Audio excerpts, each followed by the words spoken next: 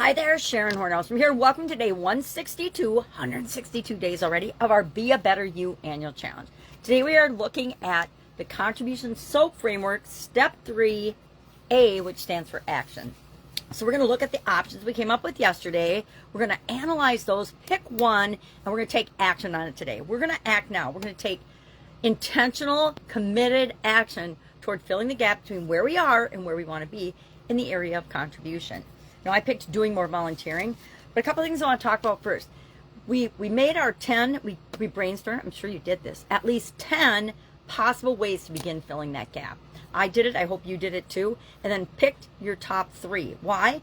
Because in order to take action, we have to know, what are we going to do, right? And how do we decide what we're going to do? Well, we need to have in our own personal toolbox a way to analyze alternatives, look at the different options, because sometimes they're way different, right? And the amount of effort they take required is different.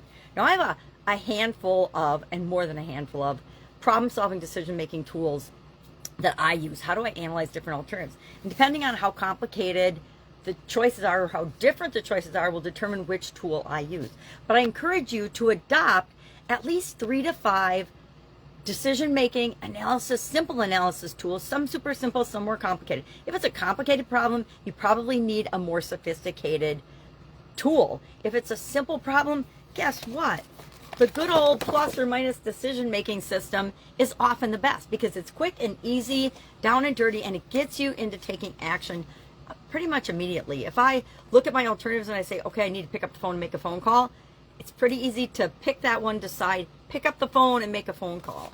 So the plus and minus decision-making tool, we've talked about the 3 E's tool. Is it effective? How much effort is required? And am I emotionally ready to make that decision or choice?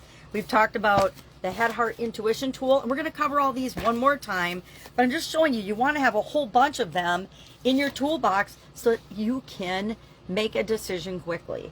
Here in analysis, we know I love that one, even though it's got a crazy name. Nominal group technique, I'm not sure we've talked about that yet this year, but we will definitely go through an example of how do you apply nominal group technique to a simple problem. It works best when we have a group of people deciding on and making a decision. It's great for team building and teams, but it also works for us as individuals.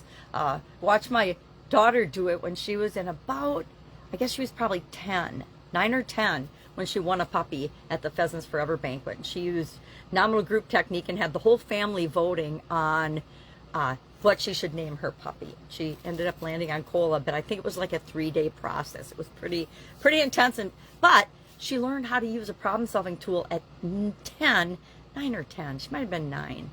Anyway, she was little, and that she can still use to this day.